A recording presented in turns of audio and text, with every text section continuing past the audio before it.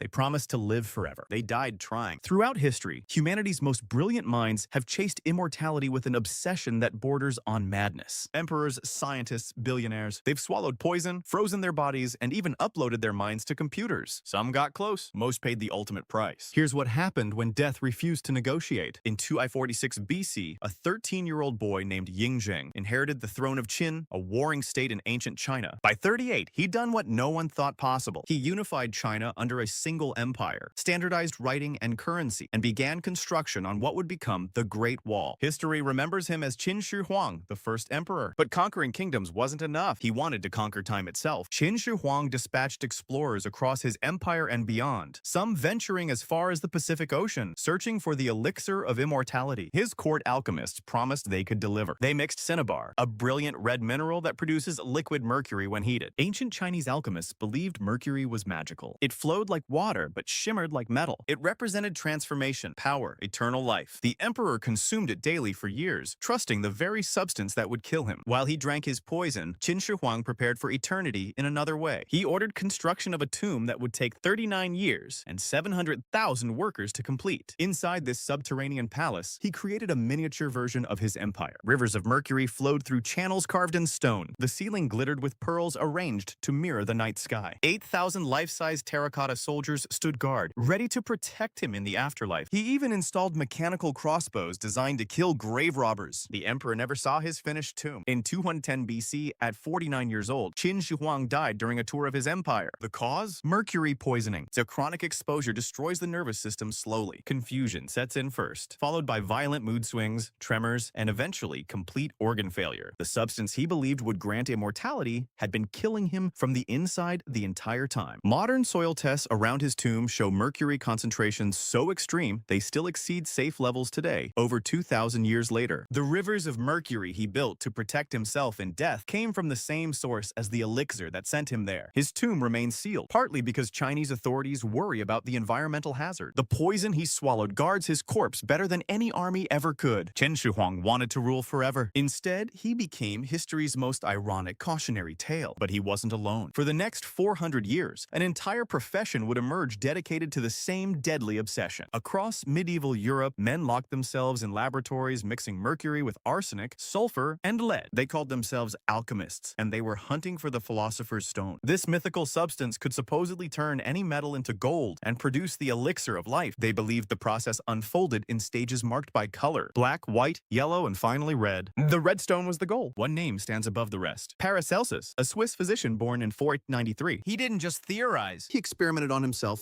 Paracelsus believed mercury, sulfur, and salt formed the foundation of all matter. He pioneered chemical medicine and toxicology. He also drank his own creations. In 1541, at 48 years old, Paracelsus died suddenly. The official cause was never recorded, but the symptoms told the story: tremors, memory loss, kidney failure, classic mercury poisoning. He'd spent years inhaling toxic fumes and ingesting compounds that slowly destroyed his organs. The cure had become the disease. The alchemists knew the risks. Mercury caused madness and paralysis.